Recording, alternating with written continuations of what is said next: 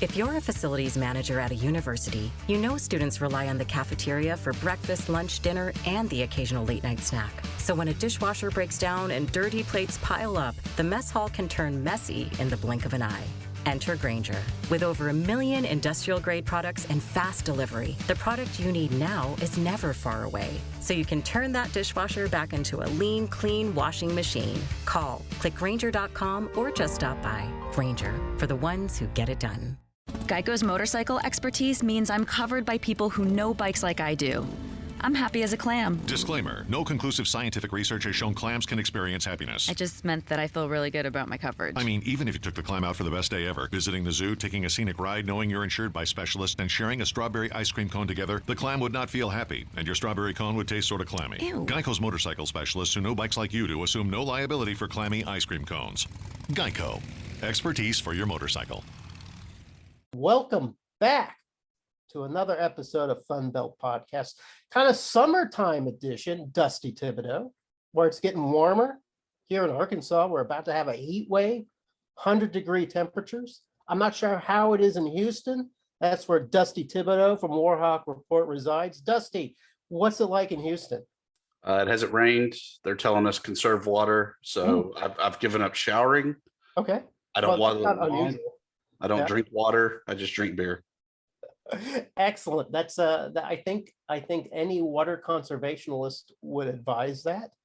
In fact, I might start. Oh God, that reminds me. I've left my water on in my bushes. After we record this, you got to remind me, Dusty, to turn off the water, because I could very well leave that on all night long. Dusty, I'm sorry I wasn't in for a week. I was on vacation.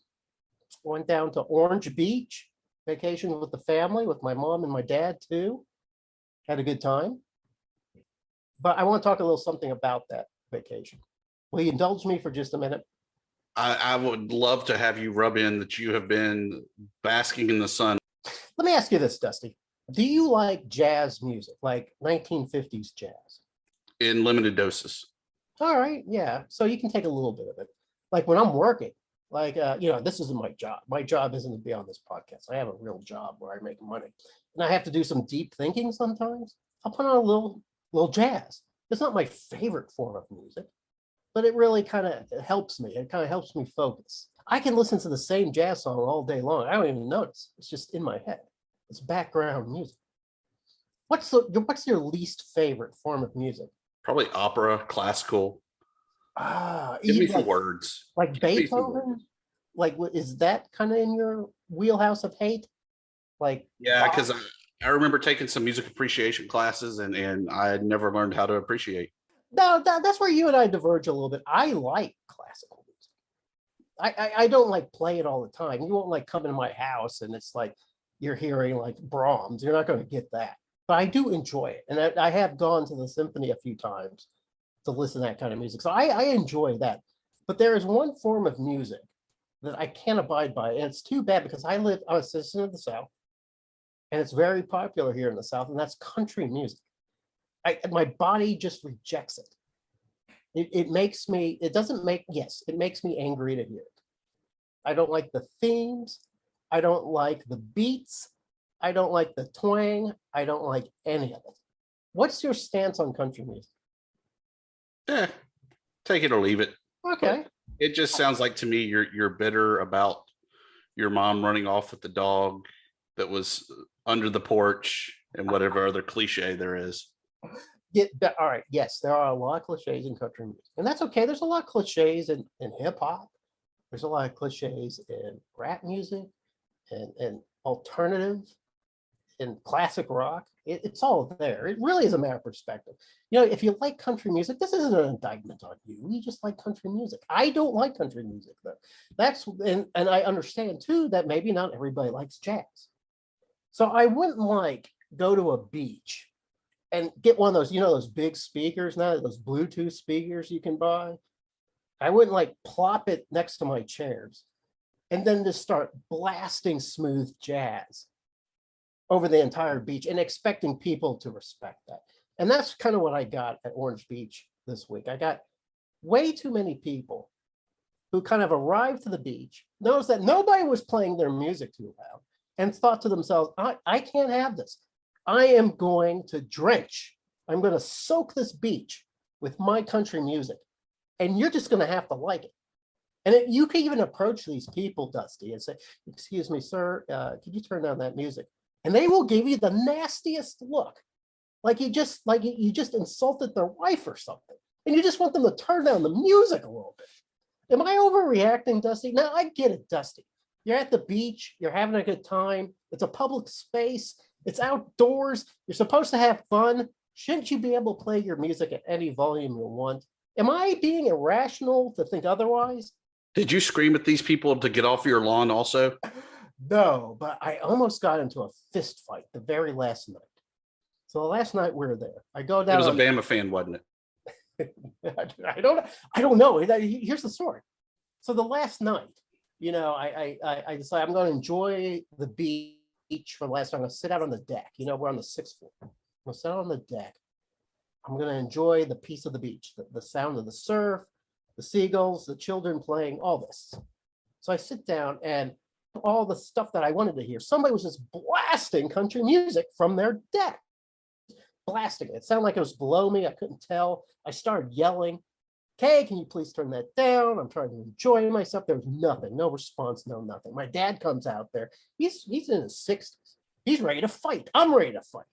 So we start going down floor to floor, trying to locate this music. We couldn't find it. But I could have gotten really beaten up because I feel like country music people, they kind of like to fight. That's my feeling about that.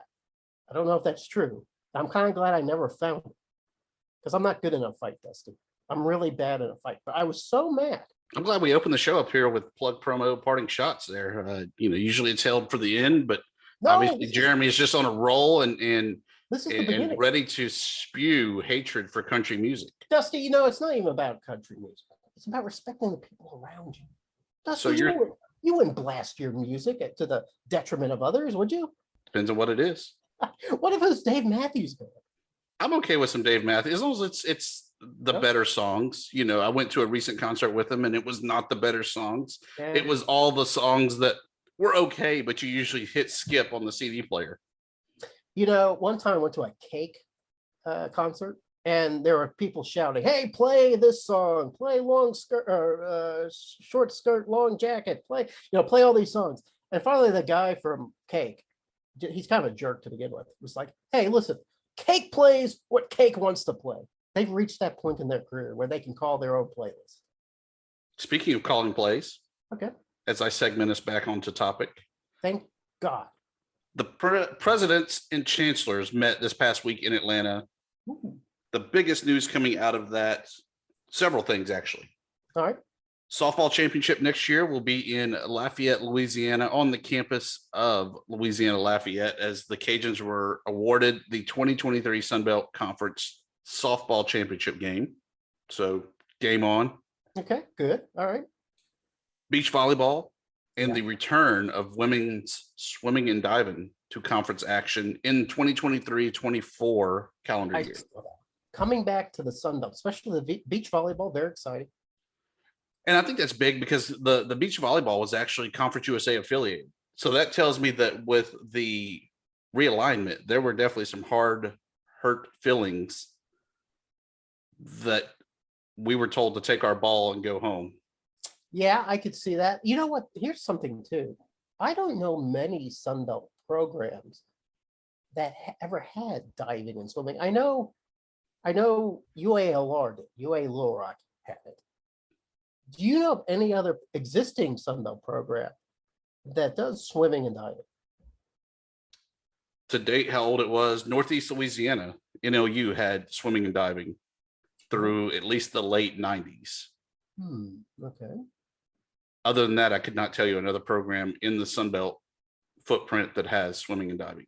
Well, I welcome those programs though, because I think that could be something that the Sun Belt could do well with. But I guess we'll just have to see. And we all love March Madness. So did everyone else, because the attendance numbers in Pensacola up 30% this past year. No kidding. So everyone was checking out March Madness, getting a little sneak peek there of Georgia State before their time in the NCAA tournament. Very, that's good news. That's what this show's about, Steve. Delivering good news for the people. Do you have any more good news? Athlon Sports Okay. gives us our first look Mm. into this upcoming season's preseason Sun Belt when they released their 4 preseason all-conference teams. Now, let me ask you a question. Do you think 4 teams is too many? Not for this time of year, but yes, overall. Okay. If not, we should just have like the top 14 and just rank them all out. Because when the Sun Belt does its official ones, right, it's only 2 teams. 2 and honorable mentions. Yeah. Okay. Which I think that's enough. I think our good friend Phil Steele, whom we hope to have on the show sometime, doesn't he only do 2, or does he go 3 deep? He might go 3 deep. I think he goes 3 deep. Yeah, I think you're right. I think he goes 3 deep.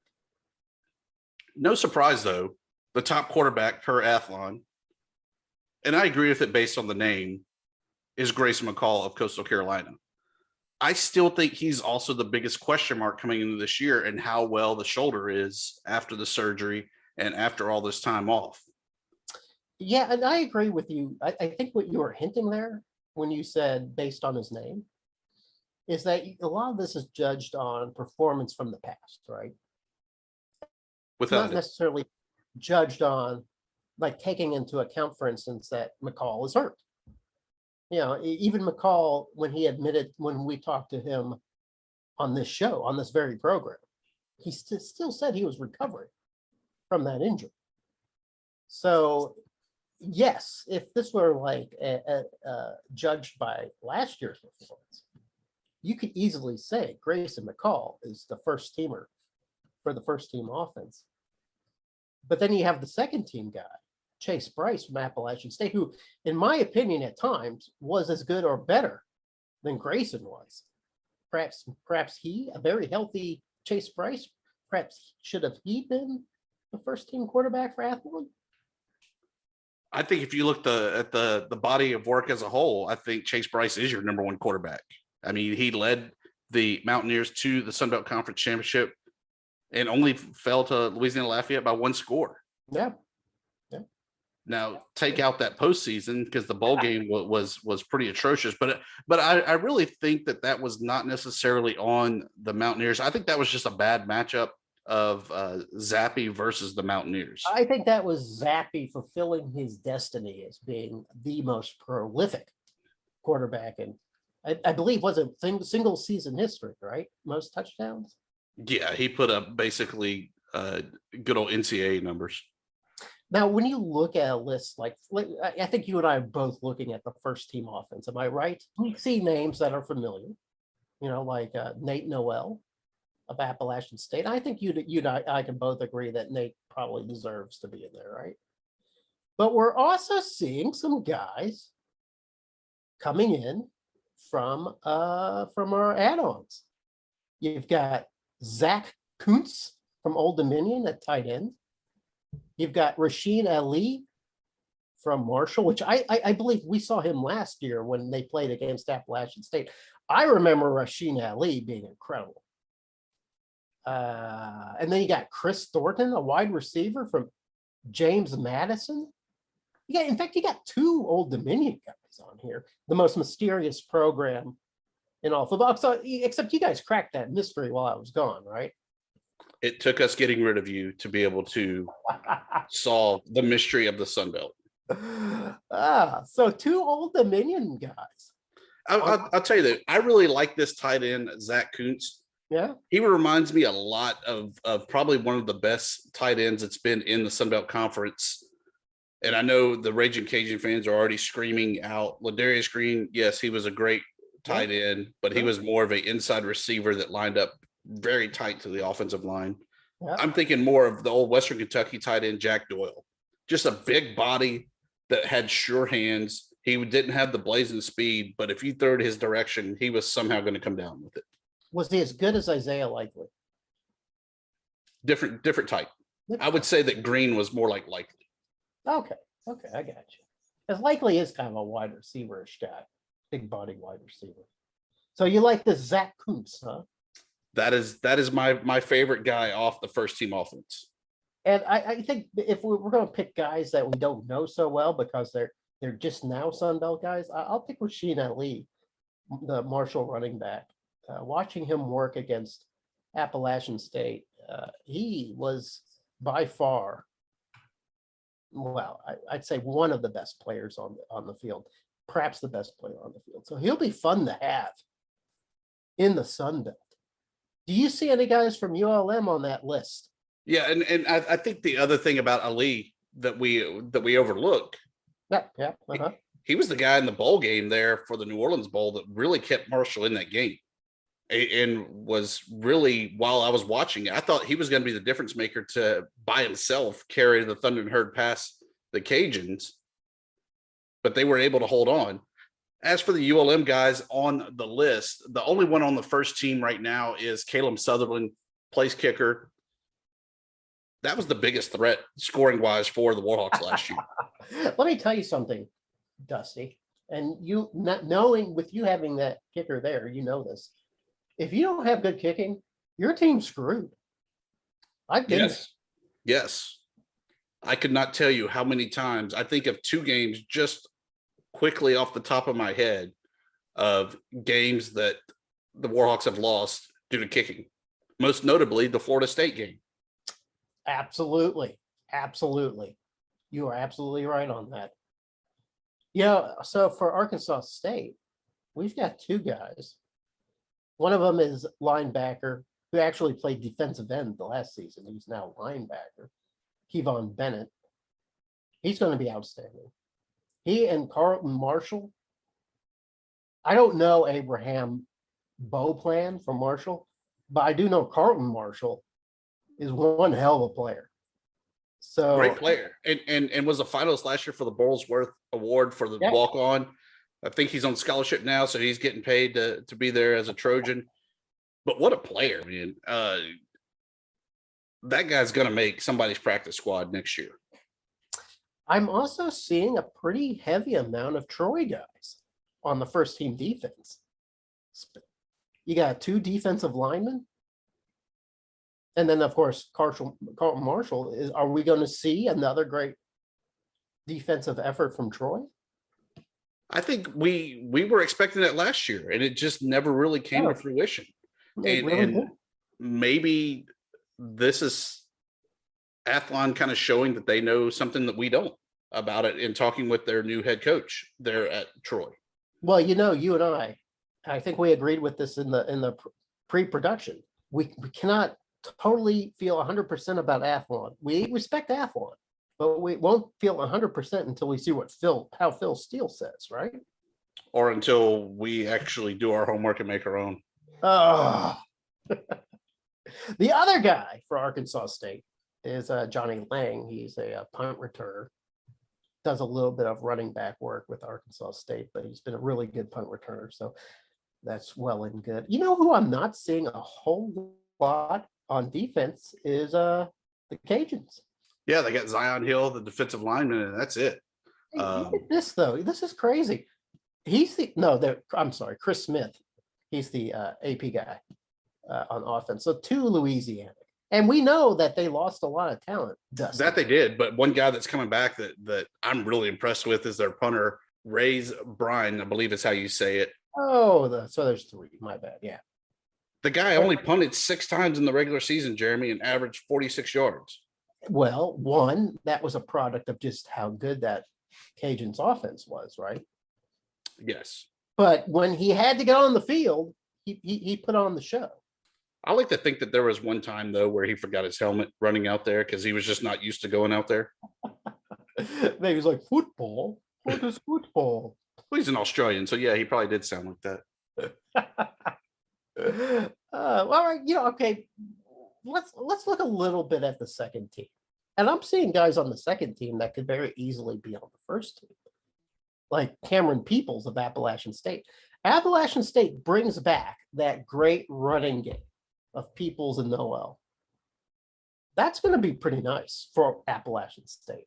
And then to bring back their main quarterback, or their big time quarterback, Chase Bryce. And Freddie McBride.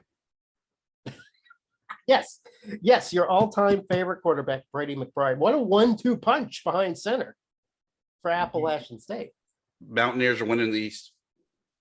But you know what? They don't quite have that same wide receiver talent. Now, they, knowing them, they always sort of reload instead of, rebuild. And who knows, maybe they have a big pile. And Coach, he went on and told us they had some pretty good talent there. Not really seeing it on these lists, but that's okay. That's okay. These lists aren't the end all, right? Oh, no, they are. The reason why I do pay attention to these lists too, by the way, is that last season, Arkansas State didn't have any players on the first team for Sun Belt preseason picks, and that was for the conference. I don't know. I can't remember how it went for Athlon and Steele, but I don't think either one of them really showed that. And that really should have been my let's see, what's a good one? Clue that maybe the team wasn't ready to perform. So when I do see a lot of guys on these team, or a lot of one or two teams representing the majority, but it looks like to me, and just eyeballing this, it seems like the talent's pretty well spread. Still, guys like Arkansas State and ULM and Georgia Southern, they don't have a whole lot of guys on there, but you're seeing a lot of different teams represented here. What do you think about that? Have we reached a point where that there's a little bit more an even hand spread across talent amongst the Sun Belt, or do you really think it's just going to be a 3-team league this year? I still think it's a 3-team league this year, and I also think that a lot of these are really based on last year.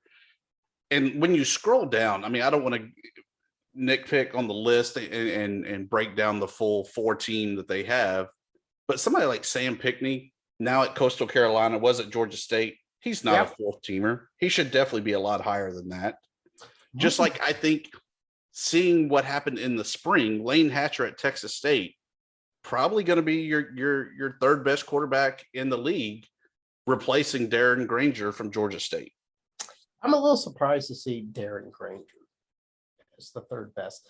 I remember last year, and I suddenly cannot remember his name. Dusty, maybe you remember, but the Georgia State quarterback who was supposed to start was like number 2 and number 3 on a lot of lists. And then he didn't get through the season. He ended up transferring, and it was Granger that ended up taking his spot.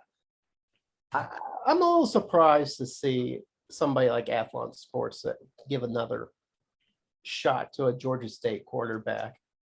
But I guess we'll see. Guess who gets onto that 3rd team offense? The man, the myth, the legend, former show guest, Boogie Knight. Boogie Knight back on the list. He had a pretty good season. He did. I think comparatively of what the expectation was, it was a letdown. But I think for his first year of coming in to play, he was getting double, triple teamed at times because people knew that was going to be the guy that they were going to key in on for the biggest offensive threat. Another name that I see though on that 3rd team that is kind of puzzling to me, Frank Gore, running back at Southern Miss. That guy's a beast and definitely is a guy that you're going to hear his name a lot this upcoming year. We're all going to know who he is. I understand why you're puzzled, but I'm also seeing there's just a lot of good running backs in the Sun Belt this year. You might be right, though. I see Tucker Gregg, Georgia State, as the 2nd team offense running back. I might flip-flop those. I think you're right about that. Or Marcel Barbie of Texas State. Go on. 3rd team. They should be bumped up to number 2. I can see that. Here's another guy that's a little surprising to me. He's on the 2nd team, which isn't bad. The Jordan Straw. But he made some big plays last year. He's on the 2nd team. I might put him on the 1st team.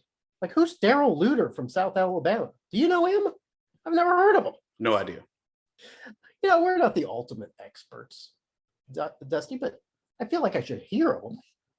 I should at least know who they are. So when you look at these individuals, we're about a month away from Sunbelt conference media days down in New Orleans. Yeah. Who is your pick right now in the East and West? You know what? I might have to pick Troy for the East. Well, they're in the West, but you can pick them. Oh, I get that mistake. West, because the East is a tough one. I'm sorry. East, West, the time zones, I get confused. But in the East, so you've got some players: Marshall, Appalachian State, Coastal. It won't be as good, but they'll always be in the mix. You know, a lot of people like Georgia State. I've been hearing a lot of things about Georgia State. I don't know if I can pick Georgia State, but maybe. I feel like they take a step back this year. No, I think Appalachian State's still in the driver's seat. I think it's going to be Troy and Appalachian State. How about you? No, you know what? I don't want to know. I want to know, who do you think are the sleeper teams? Not necessarily the two teams that are going to win it, the two teams that are going to cause the most problems. I think in the West, I think the biggest sleeper team that you have is going to be Texas State. I think they're going to be much improved. I think that this is all in for the Bobcats to try to get to a bowl game, not necessarily even win the West, not even necessarily win the Sun Belt, but get that 7 wins so that they're more than bowl eligible to go into the postseason. On the East side, I think that the sleeper team really, to me, is Coastal Carolina, because they've lost so much. But they also have one of the top recruiting classes in the Sun Belt. So they've restacked with the talent. They did have a good recruiting. They certainly have good talent still left, although a lot of those guys left for the NFL. I can't see them as a sleeper, and I'll tell you why. It's simply because I think a lot of people are still going to be expecting them to be good, even if you and I know that they're going to have their struggles. So I might look at somebody that I don't know much about. Old Dominion. They seem like a team. Just looking at this list of talent, they might be a team that could cause some trouble. No doubt. I think that they are in a position to really make a name for themselves. I think that we all have the expectation of, out of the new teams coming in, that Marshall is hands down the favorite and top team coming in. James Madison, to me, is kind of a question mark as well, whether or not they have that true FBS talent that can come in and compete.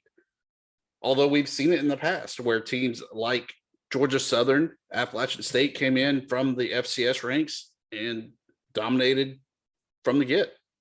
Some of them have. Then teams like Georgia State and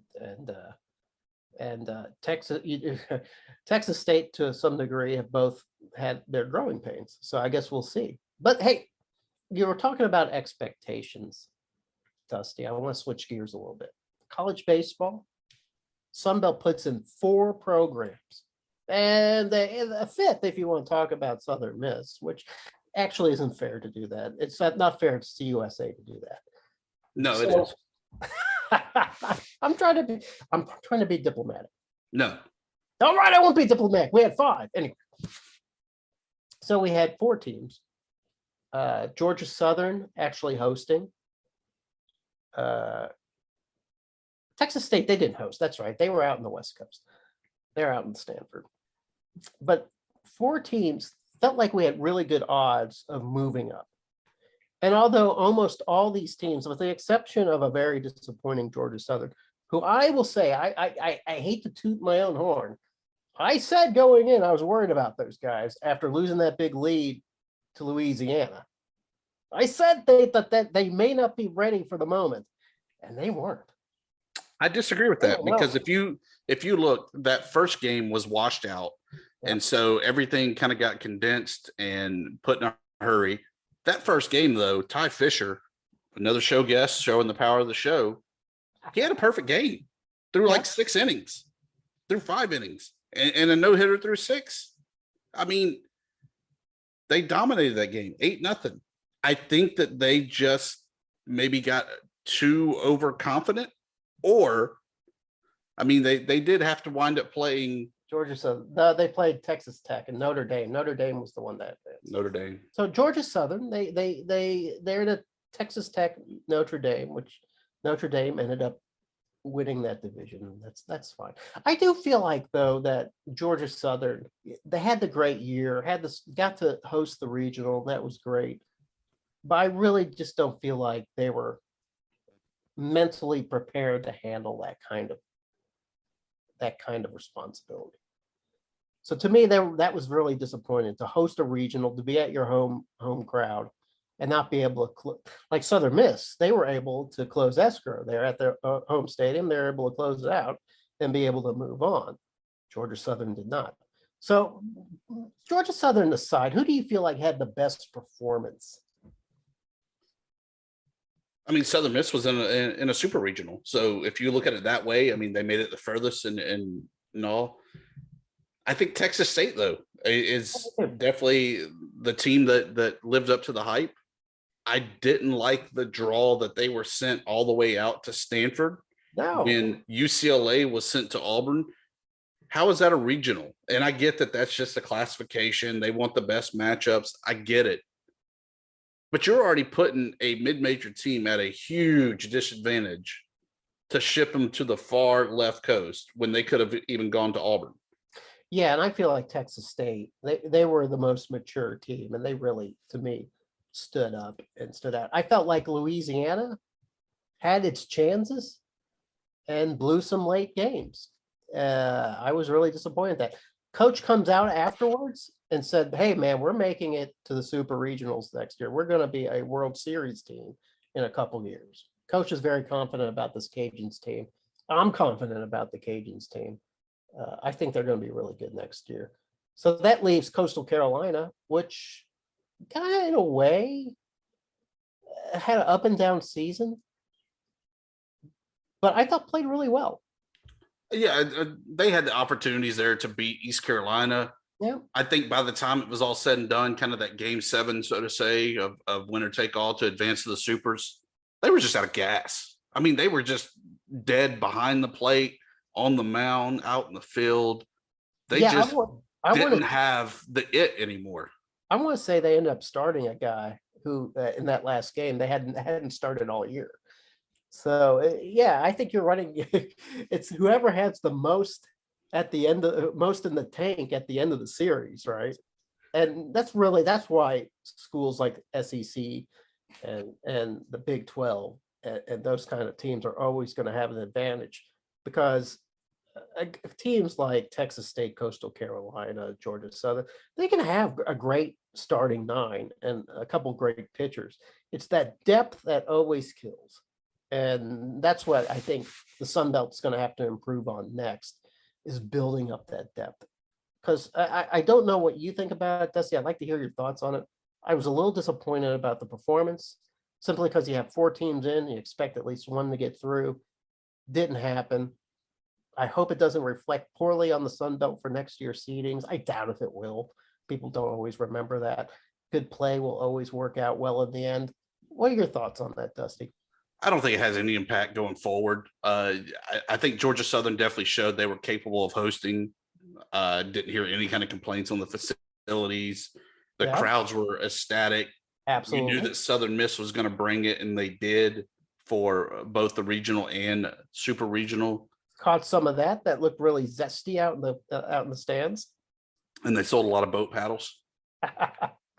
I don't think any of it carries over, other than maybe the hunger to want to have that one extra game. You know, Coastal Carolina wants that one extra game so that next year they're in the super regional. Right. Louisiana-Lafayette wants that extra game to get there, Texas State and so forth. I think that's the only real carryover that you see, as far as that no one made it out of the regionals. It's more that you were there than that you weren't. Okay. You know what, Dusty, that's why I like having you on this show, because you are the voice of positivity. You are like the guiding hand that leads us to the top of the hill instead of the bottom of the valley. And I really appreciate you talking me off that ledge. I really do appreciate it. I didn't talk you off. I just pushed you down.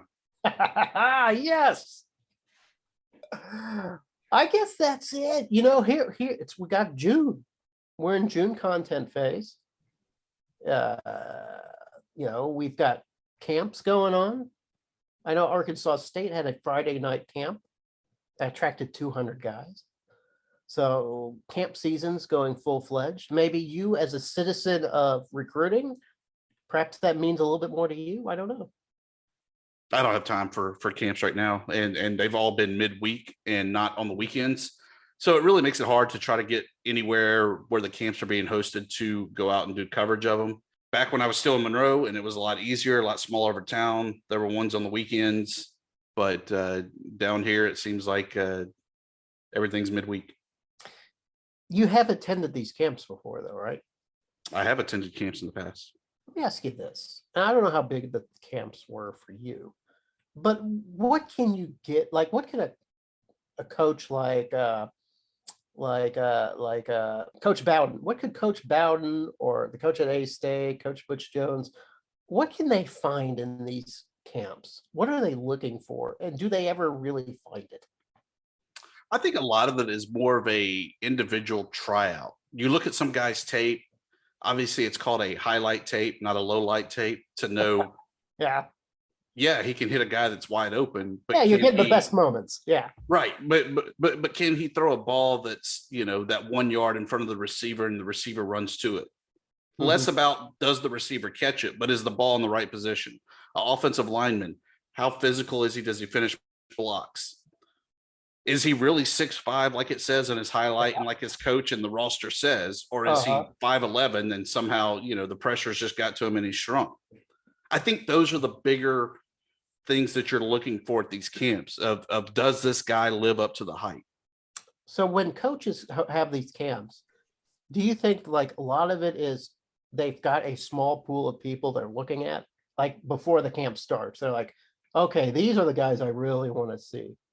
Now, and if so, are there ever guys they weren't expecting to show up and they're like, whoa, this guy wasn't even on our radar?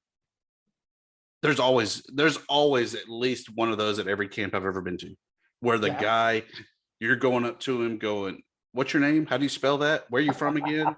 Hey, can I get a picture? Because no one has a headshot for you, and just kind of going through that motion of getting a profile created for him. Every camp I've been to, there's been that guy.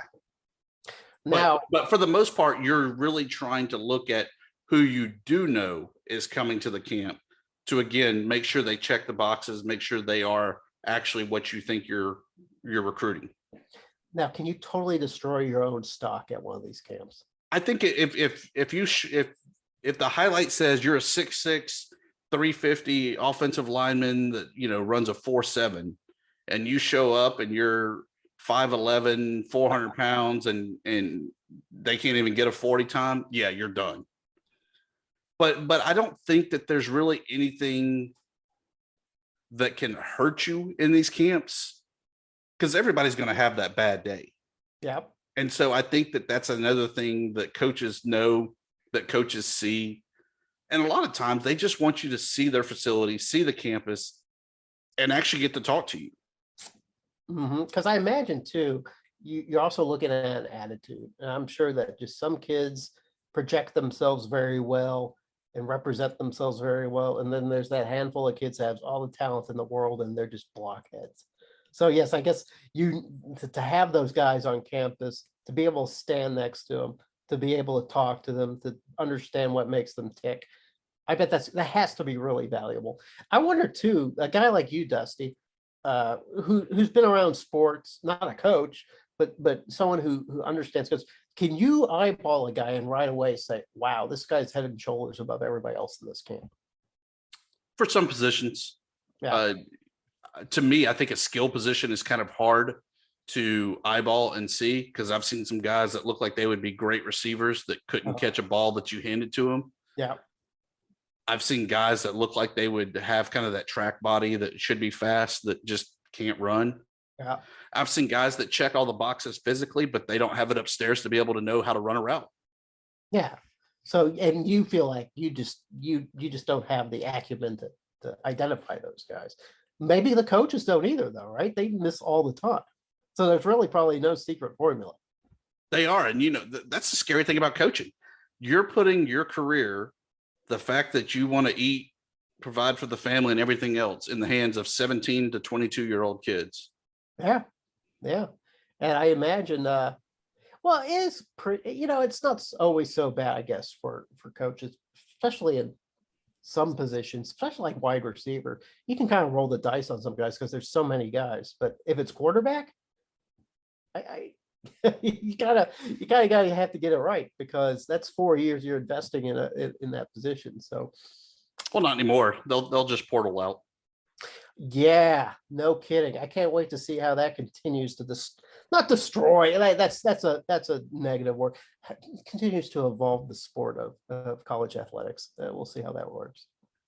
Speaking of evolution, okay, myself and Shane got to catch up with Jaci Russo earlier in the week and recorded a great segment about her work starting the Ultra program at Louisiana-Lafayette, her alma mater. And she tells us all about the ins and outs of the program, how it came to be, and how it's evolving to meet NIL needs at Louisiana-Lafayette. So, Shane, we bring in our next guest, Jaci Russo with Brand Russo, the company that's really setting the standard here in the Sun Belt Conference especially.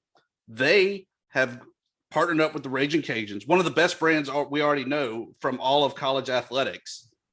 But then they're handling the NIL stuff, things that we don't really understand. But Jaci Russo is here to help us understand, Shane. So maybe you can get a better understanding of what NIL is. Yeah, I mean, I think I have an understanding of what it is. How people are doing it effectively, I have no clue. So that's what I'm really curious to find out. Well, thanks for having me on the show, and I'm happy to answer any and all questions. I don't think that, 8 months in, anybody really knows. We're all figuring it out. But when the University of Louisiana reached out to me, go Cajuns, I think it was about figuring out best practices. So that's where I started. And then putting together a program that goes beyond just name, image, and likeness, but really sets the standard for helping every one of our student athletes in whatever they go pro in after college. So that's where Ultra really was born. So a lot of the NIL is really football driven because that's the big moneymaker of it. But at a school like Louisiana-Lafayette, softball is probably just as big as football, maybe even bigger. So do you already see kind of a shift of kind of how you approach things, knowing that you're not necessarily just a football type of NIL school? So I'll tell you, at the University of Louisiana, and I don't ever add the unnecessary geographical marker. Now, I attended the University of Southwestern Louisiana, USL, before we dropped the S. So I'm proud to be S-less and just UL. But so here I will, we've put together at this point almost $500,000 in commitments from local businesses for the NIL deals. And what's fascinating to me is how varied it's been. We've had requests for volleyball players, women's basketball, men's basketball, football, I kind of figured, softball, baseball, and 8 of the Olympic sport athletes are non-revenue generating, depending on where you sit during the day. So we're covering it. I was really committed to making sure there was a balance. I don't think I'm technically bound by Title IX, but I appreciate the sentiment. But I haven't even had to worry about that. We've had just as many requests for female athletes as we have for male, revenue generating as non-revenue. Obviously, softball is really big here. And so that's been an easy one, especially with our softball team making it all the way to the finals of the regional. There was a lot more coverage of them than when we would have an off year, for example. So the community has really stepped up and embraced and supported this.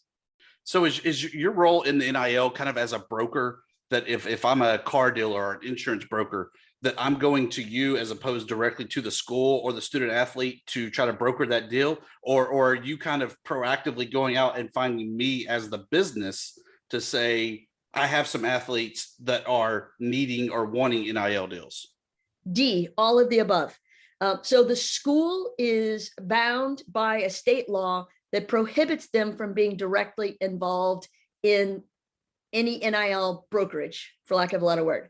So the school can't do anything directly. So we have been a landing spot for any business that's just stepped up and either called the school or called a student athlete everybody's routing them to us because we're able to set a standard pricing structure, provide the organization of it. I mean, student athletes are busy from literally pre-dawn to post-dusk. And so this gives them somebody during the day that can manage schedules. My job right out of college was working for a creative artists agency in LA. I was in the talent department with actors and actresses, but we have a huge sports department. And so I appreciate the inner workings of that side of the business. And I think I've brought a lot of those best practices into this. And so whether it's going out and meeting with community organizations, being the clearinghouse for businesses who are interested, and I have a team of 7 working for me, all students from the University of Louisiana and 2 other schools. So 5 from UL and 2 from other schools who are working with me for the summer. They're going through a training process to go out and create opportunities by calling on businesses. Has the university, Learfield, or whoever their affiliate is, have they seen it as kind of a threat that, we're not going to get that sponsorship from this business because they want to work with the Ultra program in order to sponsor, Levi Lewis, for instance, or whoever? Sure. I think when NIL was first announced last year by the NCAA, I think there was a lot more concern about how's this going to work and what's it going to take away from. And I think once the gold rush kind of slowed down, especially at the major programs, and I think that at least for us in this community, it was quickly realized there's not a threat there. We don't have $1 million marquee student athletes who are pulling money away from other official relationships with the school. I personally come from a business philosophy that we're in a land of plenty, not scarcity. I think there's always plenty to go around, and the people who are smarter may get a little more than their fair share, but for the most part, we're not in a drought. And so I think the businesses have really stepped up. The interesting thing to me is the first wave of business commitments has been from businesses who are already in official relationships with the university, who are just adding another layer onto that. And that's been great because it's not taking anything away from the university, and it's allowing them just to be more entrenched with the Raging Cajun culture. So you mentioned before the $500,000 pool you're working with right now. And I'm going to ask you, because the word collective is getting thrown around, and I don't think anybody knows what it means, who's doing it. Is it a good thing? Is it a bad thing? Is that what you are? And if far not, from it. We are avoiding collectives at all costs. A big part of the Cajun culture, not the university, but the community that we live in. So Acadiana, which is the region we're in, which is 11 parishes, which is what we call counties, is founded hundreds of years ago by a group of people kicked out of Nova Scotia who found their way all the way down the East Coast and around the corner up into Louisiana and settled in the area that I'm in right now. Lafayette is the center of Acadiana. And it's a very work hard, play hard kind of culture. I don't think anyone in this community really has a mindset that they're entitled to a handout, but you work for it, you earn it. We're here to give it to you and support you and help you in every way we can. So when I mentioned this $500,000 in commitments, that's businesses who have stepped up and said, we're willing to commit $15,000 a year for the next 3 years to 5 different student athletes, or we're willing to commit $2,000 a month for the next 36 months to 3 different student athletes. And so that's where the commitments come from, but it all has to be earned. There's no collective here. I think that's a recipe for disaster. So I am seeing these deals coming from student athletes actually appearing in marketing, traditional advertising, TV, radio, billboards, print ads for business. Social media, being paid to send out social media posts that were written by the business through paid sponsorship, or reposting something or sharing something that the business has already shared. We haven't done these yet, but we've talked to some businesses who want to do autograph and photograph signings, so personal appearances. And then we again have talked to some businesses where we're lining up community service, but that hasn't happened yet, where a student athlete or group of them participate in a day of community service with a local business as a team building exercise, picking up trash along a couple major highways, working on a Habitat for Humanity house, that kind of thing. So those are all actions, and there's no, you're being paid to exist.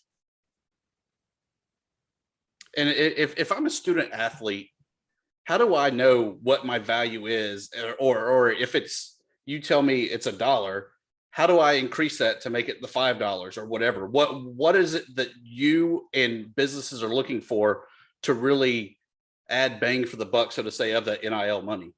That's a great question. And that's actually where we started when the university reached out to us and said, we want something, we're not sure what it is. What is this going to look like? How can we do this right? There was no ultra. I mean, that acronym didn't exist yet. We started with research and looking at what other schools were doing and seeing a lot of pitfalls. Collectives seems like a big pitfall for us. I mean, that's just legal boosters with bags of cash. We saw student athletes earning crazy amounts of money for 18, 19, and 20-year-olds and not knowing how to invest it or pay taxes. We're up to about 8 lawsuits in the country right now of student athletes who got paid a lot of money last year and are now claiming that no one told them that they were 1099 instead of W-2 and that they now owe taxes that they did not save for.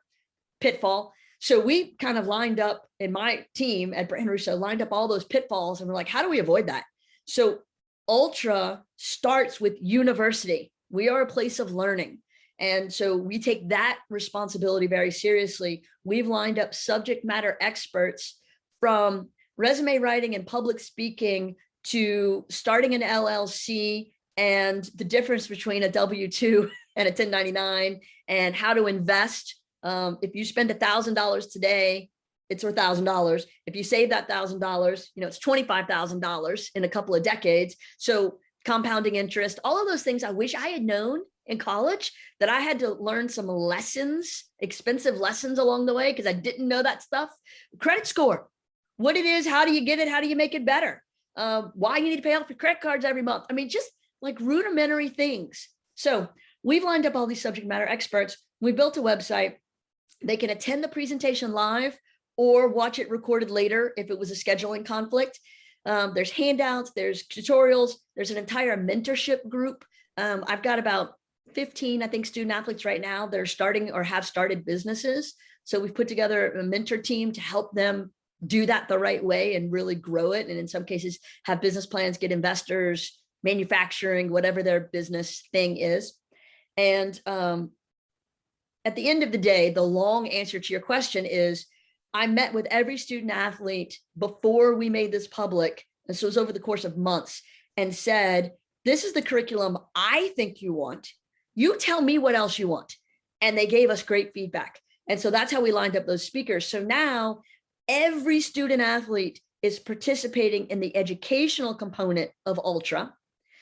This covers the 5 hours that are mandated by the NCAA. And then there's an additional 10 to 15 hours they can also take throughout the year. And then the student athletes that choose to have us pursue NIL opportunities on their behalf, that's about 35 or 40% of the total body that are also doing that. So we've got 2 different pieces of Ultra that are providing benefit to them in 2 different ways. When you're connecting athletes and businesses, are you finding it more a local business comes to you saying, we want somebody to help us in this regard, whether it's marketing or whatever we want?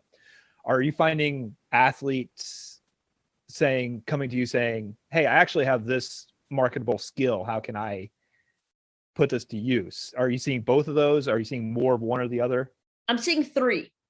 So the first is I've got student athletes who have 850,000 followers on TikTok, 45,000 followers on Instagram. So they do have a value outside of their role as a student athlete, but a true marketable skill. I mean, you look at what average local traditional media has in terms of reach, and it's between 6,000 and 40,000 right now. So if you've got somebody who can reach 850,000 people with one reel, one story, one post, that's got value to a business. So I've got that going. Then we've got student athletes who are being approached because the business has identified these student athletes are from my hometown. I want to do something with them around hometown, and they're the right people. These student athletes are from outside of this area, and I want to do a campaign about what makes this area great. Let's talk about those people. And then sometimes it's, I just want somebody on the softball team.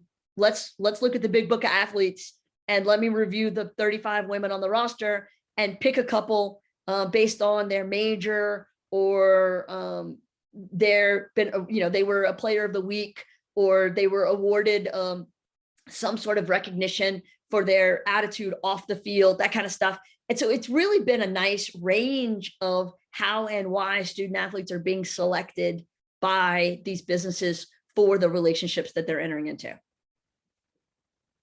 What do you feel is the biggest hurdle you've had to overcome so far? My own lack of time. I mean, I run a full size, really nice, large ad agency right now. That's my real everyday job. Pre-pandemic, I taught a lot of branding classes and workshops and seminars and travel a lot doing public speaking, conferences and things like that. All of that got shelved in 20, but we'd already built this really nice workshop for me to do these in-person classes. And when that got shelved, I had all this material and all these people who had signed up and paid to take classes, and I hated canceling. So we pivoted. I recorded everything and put them online and built an entire second business called Brand State U. And so people can have memberships or take one-off classes or participate in kind of this ongoing courses. And so I do that. So I already had those 2 full-time jobs. And then I was like, oh yeah, I'll just do this whole thing too. So no, if I had a full schedule, I'd have pulled in $1 million for these student athletes already. So I hate that my own schedule, plus I've got a son who just graduated college and the youngest just graduated high school. So it's been kind of a busy season. He plays college baseball. So, I'm hopefully going to really get busy in the summer. That's my plan. And that's why I recruited these students to come and do this work with me, because I needed more time. I'll go back to what, we talked about this a little bit off air before we got started recording here, but can you tell us a little bit more about your love of the Raging Cajuns, where you came from and why you want to do this for UL and not make this, a global business where, maybe you could be doing this with 100 universities. You want to keep this where you are. Right. So, I feel a great love for my university. I attended USL at the time, UL now. So did my husband. We were introduced briefly at the time, didn't really know each other. I left and went to Los Angeles. He left and went to Seattle. We actually moved back a week apart, not knowing each other, and we're set up on a blind date. So first date in January, engaged in April, married in October, baby 10 months later, but we have maintained a great love for our university. We live 6 blocks from the school. In a great old part of Lafayette that's like filled with people who either attend this university or professors there. My grandfather was the quarterback of the team in 41-42. So we're 3rd generation. Our kids are 4th generation. And we have 2 daughters who are there now, one in chemical engineering and one in film production. And so when they reached out, it was a kind of a no-brainer. My time at CAA, my love of this community, my work with local businesses and organizations, and my willingness to do anything to get a better level parking pass. I mean, that's a win-win, right? And so since this has become public and we've started to have some success with it, we've had asks from other universities, high schools. Our state athletic association just passed a rule that all of our high school athletes can do NIL deals, which I think is a horrible idea. And so as people have asked, will you do the same thing for our school? I've politely, I think, declined, because I put this together in conjunction with the university to give our university an advantage. I want the Raging Cajuns to kick everybody else's ass in the Sun Belt. I'm not going to give y'all a leg up to be more competitive with us. I want to use this to steal every great athlete we can and bring them here. So if this is the key to the kingdom, I'm not giving it away. I know you have a great partnership there with one of my favorite athletic directors. I got to really meet him there at the Sun Belt Conference Championship this past year, Dr. Brian Maggart. That dude's passionate and loves him some Cajuns. What's your interactions been like with Brian Maggard? It's been great. We were actually doing a lot of marketing for the athletic department before Dr. Maggard became our AD. And so we were kind of entrenched. When he got here, he changed everything for the better. I mean, he has grown our program. It has surpassed every expectation we ever set for ourselves. And he's allowed us to reach new heights that we never thought possible. Nationally ranked football program? What? That's insanity. That was not something I just wanted to break 500 every year. We had very low expectations for a long time, but now my season tickets are so much more valuable. And so he brought in a lot of talent into that athletic department and provided more opportunities for all the coaches to have more, we have nutritionists now, and we don't look like a small program. We are starting to act like the way we look, which is like a big program. And I think Ultra is a part of that. And so I have great respect for Dr. Maggard and what he's been able to do. And, I know we probably won't get to keep him forever, but I hope we get to have him for a really long time. Of the NIL deals you've helped broker, you've helped connect athletes with businesses, what's your favorite one so far? Is there one that stands out, somebody that this was a perfect situation that we helped put together? I think there's been a lot of those. My favorite part is when I get to either call or text or email a student athlete and say, you've been chosen. This business wants you and they want to pay you. And they get so excited. When we asked at the very beginning, when we were doing the groundwork and putting this together, we asked every student athlete if they wanted to participate in the NIL part of Ultra. And if so, what they hoped to earn. And there's been some crazy earnings out there in the country that the media has really blown up, whether it's $1 million for this person or 1.8 million for that. And so I didn't know what kind of expectations our student athletes had. And when they filled out their forms and they said, I hope to make $400. I hope to make enough to pay car insurance. I hope to make enough for a couple of tanks of gas, which obviously that's become very expensive. That might be the most lucrative. It really made me proud of what kind of student athletes we had. These aren't people looking for $1 million deals. These aren't people thinking that they're entitled to it because they can throw a ball or run really fast. These are people who want a chance to partner with a business and earn some money. And I love that. And I love that approach. And so every time I can call them and say, this company wants to give you the opportunity to earn $1,000 or $2,000 or $3,000.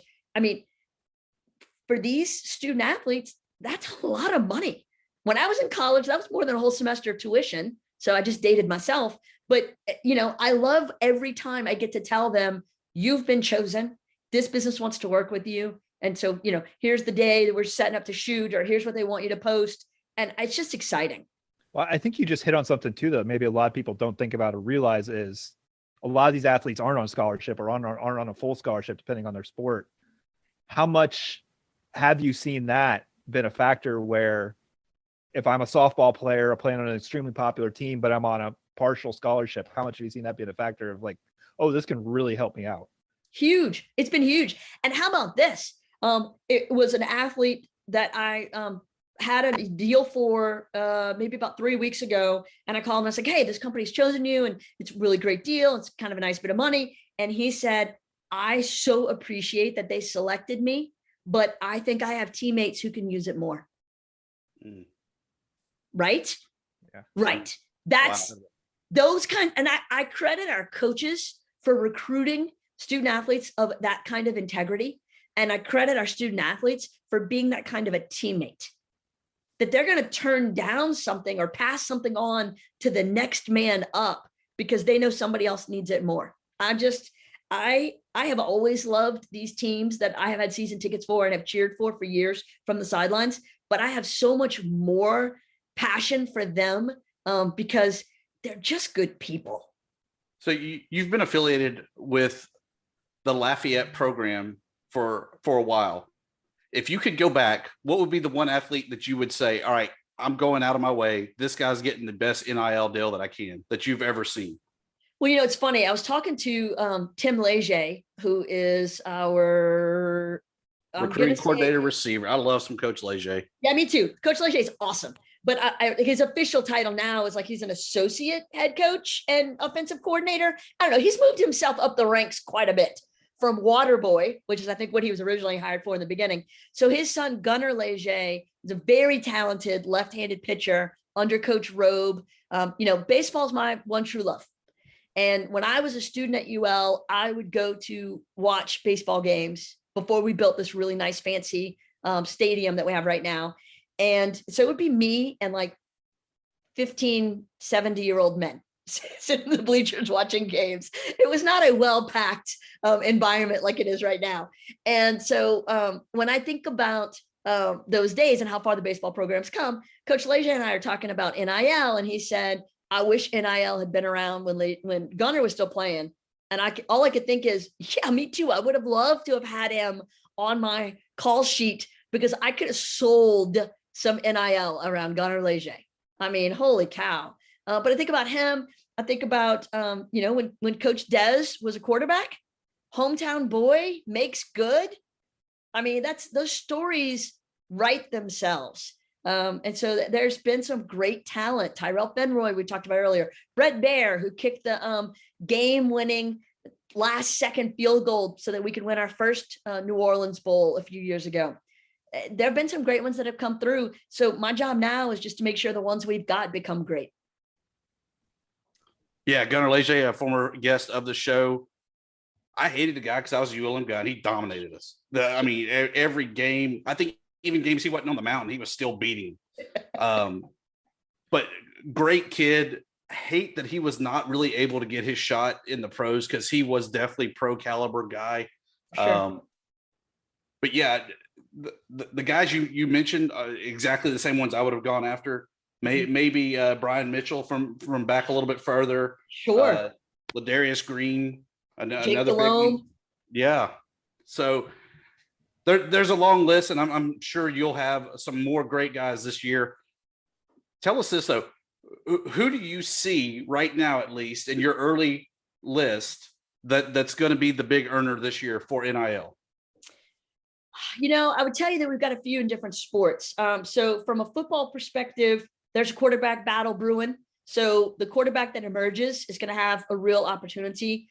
We've got some true talent on both sides of the ball there. So there's probably a solid dozen that have become frequently requested from the NIL space. You move to basketball, Jordan Brown, men's basketball star, I think is going to have huge potential. You look at baseball and softball, obviously stacked decks. Both of them making it to the finals of their regionals. Both of them looking to have a ton of talent return.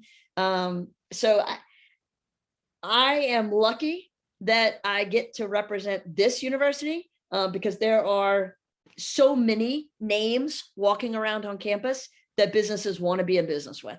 So I know you don't want to give away the whole, you don't want to throw the playbook out there for all your rivals to find out about. But in a bigger picture sense, the Sun Belt wants to be that top group of 5 conference across the board, all sports. Yes, please. You got a lot of people at this level saying, how are we going to do this when Texas A&M has this amount of money, or Oregon has the Nike Connect? All those schools have that advantage. Right. What's the general idea for Sun Belt teams going forward when it comes to NIL? I think, and I've only had experience with so many different universities, but the one thing that seems to kind of be consistent across the board, whether it's universities we've done marketing work for as an agency, or I've sent kids to and paid tuition at, they all seem to be somewhat insular. And so I think the universities that want to position themselves for success will reach out to the community for support. They will utilize the businesses in those communities. I'm not the only marketing agency in the country that has a passion for the school down the road. So every school, I would imagine, has some ad agency, marketing company, something out there that they want to help and support. Find a way to let them do that. Every community has subject matter experts. Bringing them in and letting your student athletes learn from people outside of in a classroom, there's advantages there. There's benefit to that. What was not surprising to me were the number of businesses that have told me, we wanted to do something when this was first announced last year, but we didn't know how. There was no one told us, call this number or go to this website or reach out to this person and they will guide you down the path. And so I find that happens in a lot of communities where people want to step up and support. No one tells them how. Jaci, we thank you so much for your time, the great work you're doing there with the Raging Cajuns. And hopefully when we're down there for a game, we can meet up for a good, tailgate and Please. Eat, drink, be merry, and watch a good old Cajun game. Well, really, truly, if y'all do come down, my tailgating club positions ourselves at the Cajun Cooking Club at the baseball field. So there we got to learn all about the Raging Cajuns and what they're doing for NIL.